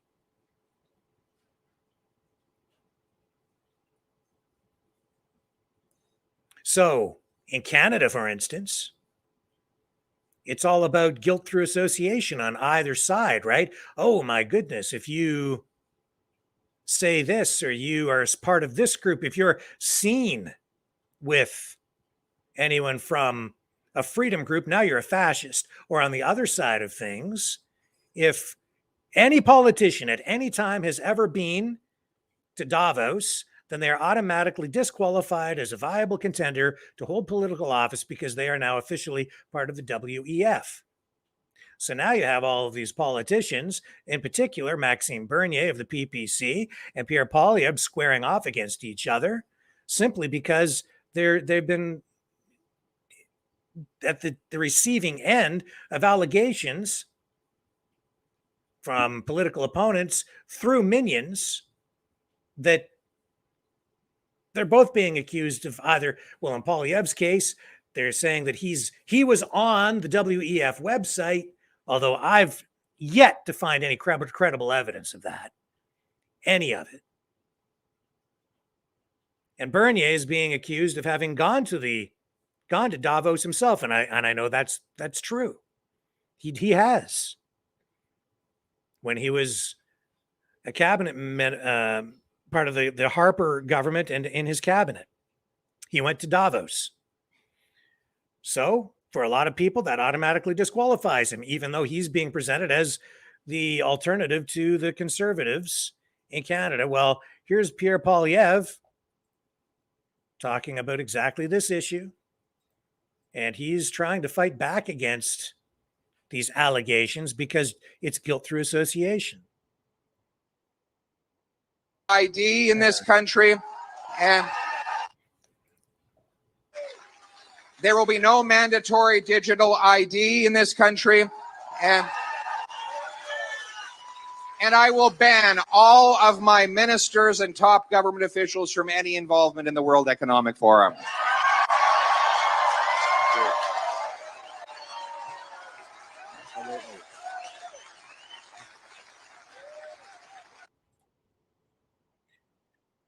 Okay. But then the mania has gotten to a place where people have said, well, we have to get Poilievre to address this issue. Where does he stand on Agenda 2030? And where does he stand on the WEF? And then when he comes out and he says that he's not going to allow any of his ministers to be part of the WEF, any of the cabinet ministers, and that he rejects digital ID and all of these things, you know what the reaction is that I hear all the time now? It's like, I don't believe him. Okay. So you wanted him to say what you wanted him to say. Then he said what you wanted him to say. And now you say you just don't believe him. What else can the guy do? He's in a no-win situation, right? In a no-win situation. He can't win. Or can he?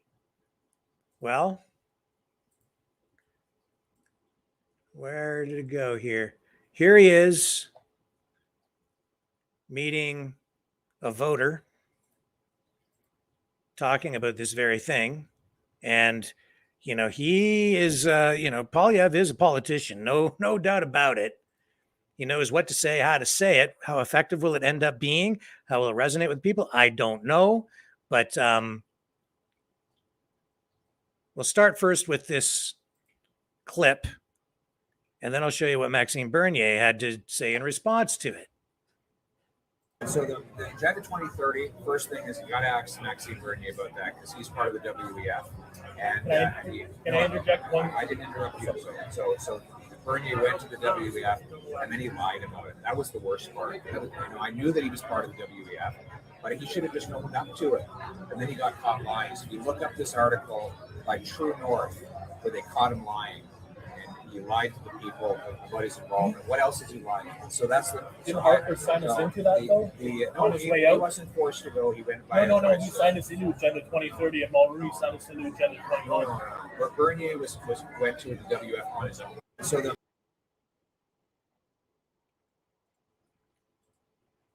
So you can make your own assessment on that. A lot of people are going to say that it's not garbage, that Harper did sign us on to Agenda 2030. Okay, whatever. And here's Maxime Bernier. He says, I hope Pierre Poilievre continues to make the patently absurd claim that Bernier is part of the WEF. Every time he does, it shows how unserious and unfit to be prime minister he is, like the lying buffoon he wants to replace. Here are other things you can say about me, Pierre. Bernier supported COVID lockdowns. Bernier is in the pocket of the dairy lobby. Bernier has always defended big government. Bernier is a reptilian.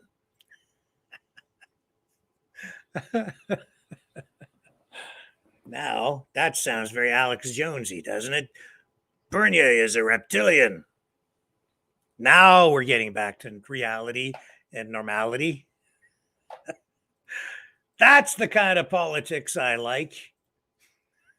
My goodness. Oh, my.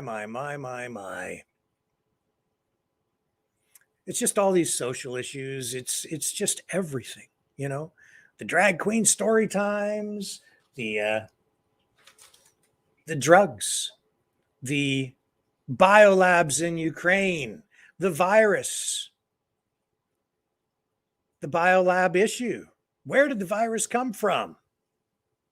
Man-made, natural, from bats?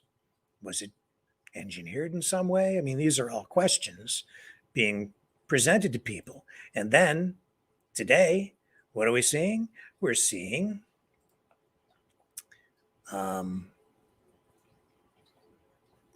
that there was some sort of a secret Chinese lab operating out in California where they've uncovered. Let me see if I've got some pictures prepared for you. Here's this.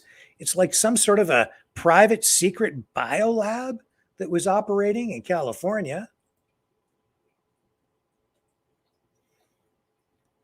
So local and federal authorities investigated this place for months. It's a warehouse in Fresno that appeared to be abandoned. They found some sort of a hose leading to it. It was unlicensed, full of lab mice, medical waste, hazardous materials. The Fresno County Public Health Department has been evaluating and assessing the activities at this unlicensed laboratory.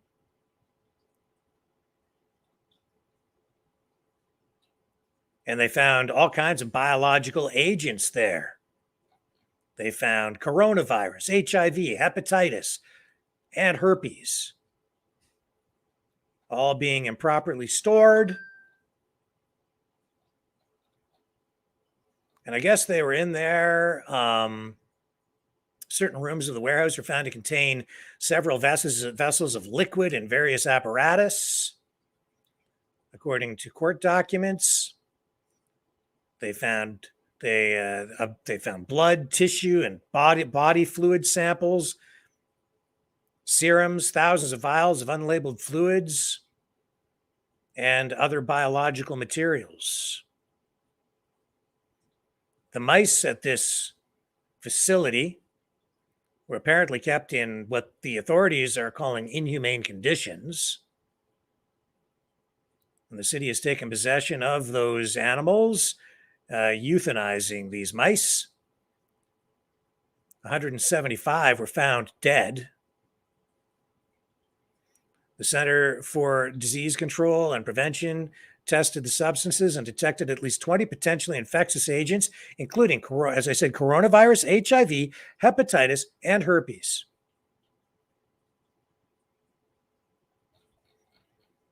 So they're making different kind of testing kits in there for people as well.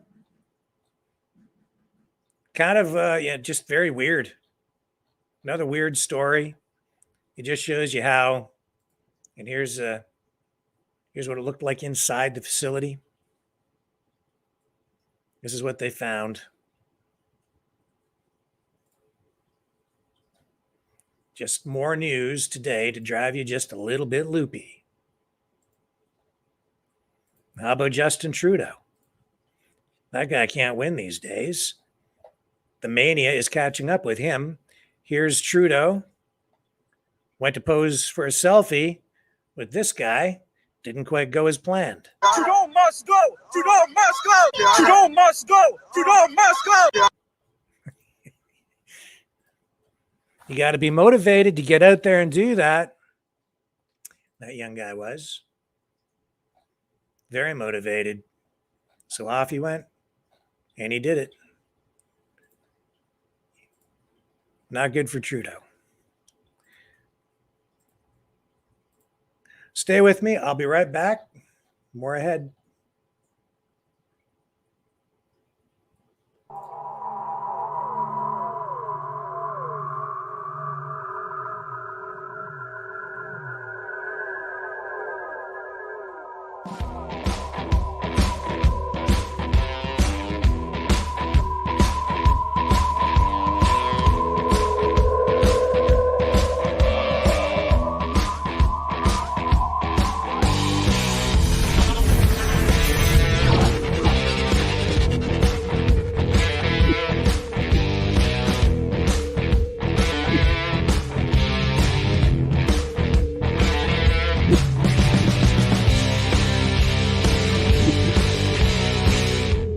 Maverick News.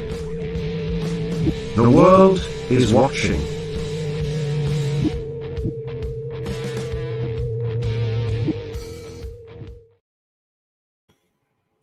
So what's the truth? Good luck. Good luck with that one.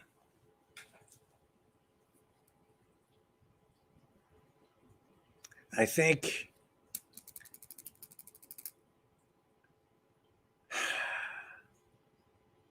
I just think we need to be careful. I think we need to stay grounded. I think it's going to be difficult to remain grounded because what they're doing to people is extremely effective. How do you tell the difference between what's right and what's wrong? How do you assess these things? Are there aliens or not? For me, this past week put it all on full display. We don't know what the true motivation behind a lot of this is.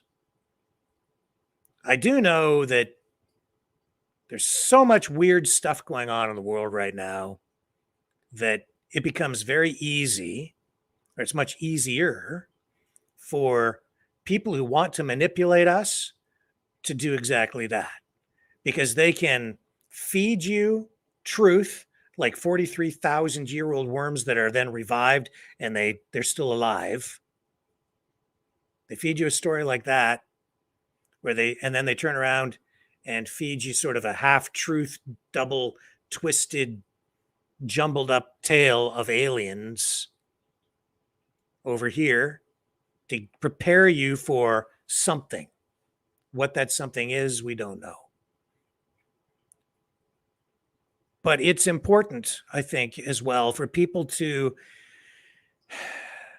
not allow yourself to let your personal bias, to let your emotions get the better of you, or your wishful thinking get the better of you, or even your addiction to the adrenaline that comes from consuming the ongoing onslaught, the never-ending supply of fear porn, and not allow that to manipulate you to the point where you become too open to accepting different kinds of information. A lot of people I speak with, I mean, they're all in on all of these different kinds of, and I hate to use the word conspiracy theory because I don't think that that's what they are. I think it's just distractions, misinformation, all designed to destroy within or to manipulate groups of people from within. Not by challenging you. You know, you would think that if you harbor beliefs, or if you believe in something that the government doesn't like, that you would think they would come straight at you and attack you on it and try to convince you otherwise, or maybe even just punish you and throw you in jail because just be done with you, right? I'm suggesting to you that while there may be some of that happening on the surface, the bigger game and the more effective strategy that they're employing is not to do that. It's to do the opposite.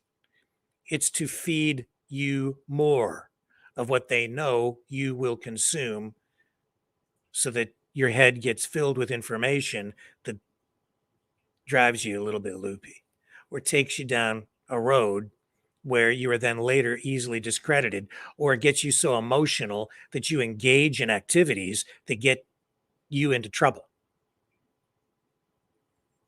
More than that, I think that, you're seeing people be led astray, not only just by the government, but it could be people even from within the group yourself or the people above your group who are also manipulating you to get you to act on their behalf as a useful idiot.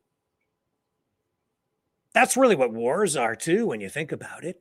You have people in charge up at the top who, might maybe a dictator of a country or a leader or whatever country it is. They actually convince people to go and kill other people for them. And they do it with immunity. They say no one is above the law. Well, maybe not, but when the law is on your side and allows you to have other people killed, and you can even get other people to do it for you, then I guess you're not breaking the law, but they still convince people to do it every day, don't they? Happens in the world every single day. The world is an evil place. There's also good in it. There's good and there's evil. And there are people who do good things and there are people who do terrible things. There's balance, there's perspective, there's context, there is reality. In this information age, this age of information warfare, it is becoming increasingly difficult to distinguish between what is real and what isn't. We are all being manipulated, and I am suggesting to you that it's happening on both sides. Because there's not just both sides, there's all sides. There's a variety of political perspectives there. You have people with different points of view, all these different religions, cultures, different groups. But to one degree or another, we are all being manipulated. And I guess the message ultimately that comes out of this evening is that we don't want to let ourselves be manipulated to a point or scared. Don't let yourself become so filled with fear that you run off into the woods and try to live in a lean-to in sub-zero temperatures with only a tin can and to burn twigs in for heat. So you end up dying.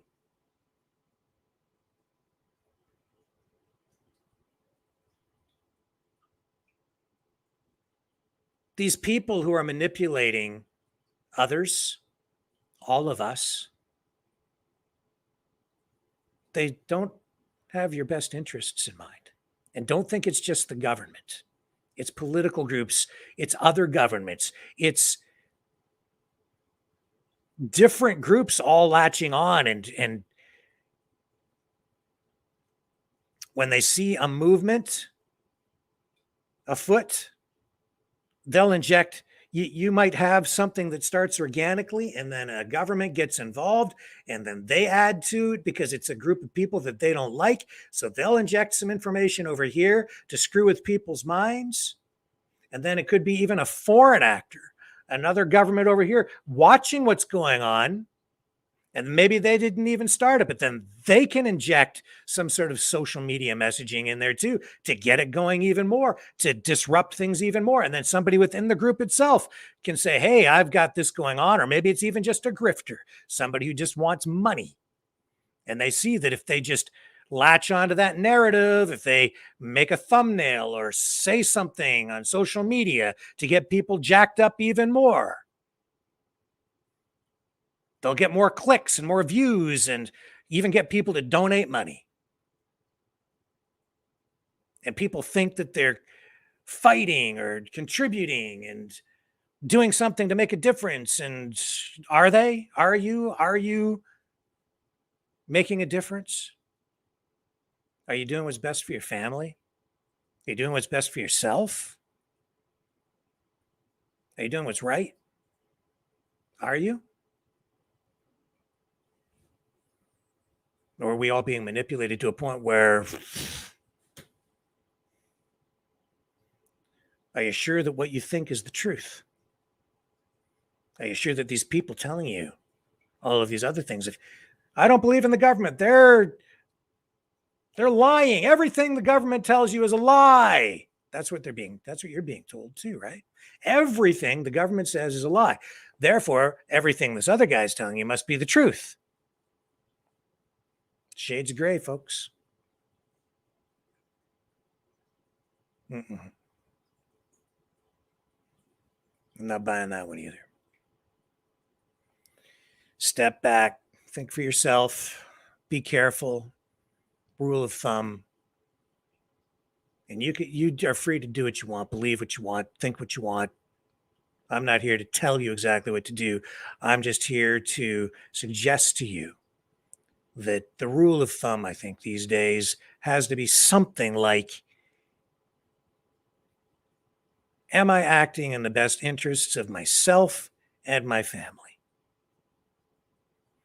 Is what I'm doing truly in my best interests?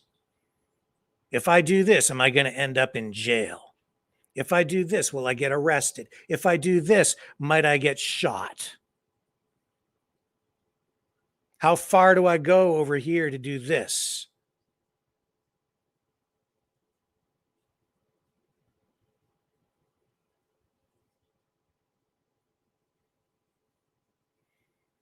I talked to some people good people who have lost everything. Like literally, they've lost everything. They have become so passionate about their beliefs politically. They're so invested in various political ideas that they have lost touch with their families. They've become disengaged. Some people have even ended up in mental hospitals.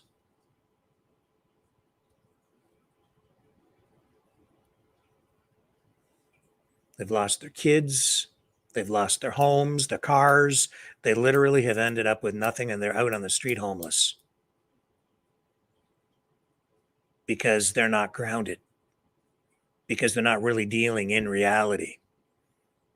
And they are no longer able to effectively deal with the real world. Whether you're dealing or whether you choose to believe in a de facto or a de jure government, or whatever you want to believe, you still at the end of the day have to take care of yourself and take care of your family and deal with the reality of the situation. And that reality is that you can get yourself into a lot of trouble if you're not thinking clearly all the time. And our governments, yeah, they lie to us. Welcome to reality. It's just what they do because they have objectives. They need to get elected. Pierre Poilievre says, well, I have to win. If I want to become Prime Minister of Canada, I have to win. He's going to say what he has to say. They all do. They always will. Even if you replace all the guys you have in power right now, the next batch, they're going to do the same damn thing.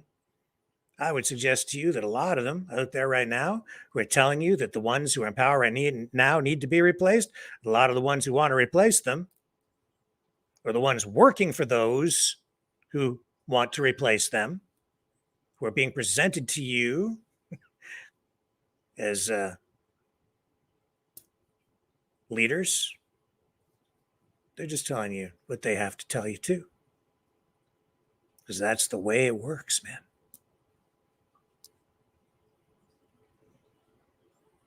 So you got to think for yourself, do what's best for you as an individual. Take care of yourself first, and then you can take care of your friends and your neighbors and your community, your society, your country. Take care of yourself first. Make sure that you're healthy. Make sure that you're happy. Take care of things on the home front. Take care of your relationships at home with your family. Hold them close and hold them dear. And once you get all that straightened away and you've cleaned up your room,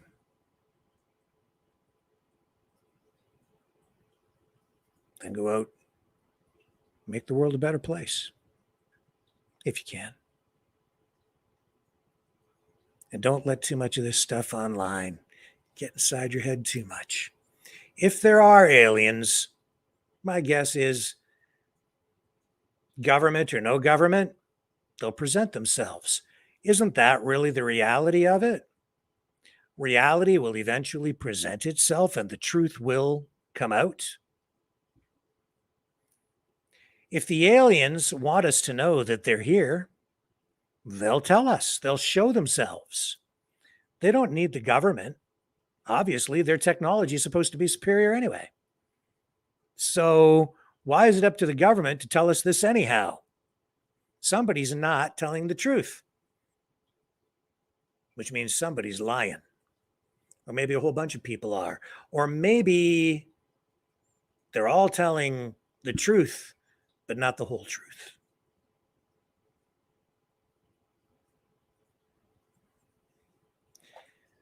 It's just a little after 8 p.m. I'm going to wrap up for tonight. We'll be back at 9 p.m. Same Maverick time, not different Maverick time, 9 p.m., same Maverick channel for Lori and Strange Bedfellows and a number of guests, including Jose Vega. And they're going to be talking about a variety of things, but mostly, I guess, the Schiller Institute and subjects that are going to weave their way through a lot of, in an indirect way, what we're talking about here tonight. The founder of the Schiller Institute, accused over decades of being one of the original conspiracy theorists. So I think it's going to be an interesting conversation. How was I going to phrase that tonight, getting the broadcast set up? They represent they are a small fringe minority with unacceptable views in the view of the government. It's been that way for a long time. If you're not familiar with what the Schiller Institute is, I think Alex Jones actually, I think he gets some of his talking points directly from their ideology. So you're not going to want to miss it. It's going to be an interesting program in less than an hour right here on the Maverick News Channel. Strange Bedfellows with Laurie Spencer coming back at you. And I may join in on the conversation at some point as well. So I will see you back here shortly on the Maverick News Channel. Thanks, everybody, for watching tonight. I hope you found it useful.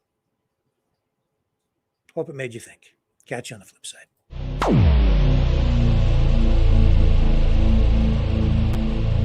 This has been a Maverick Multimedia production.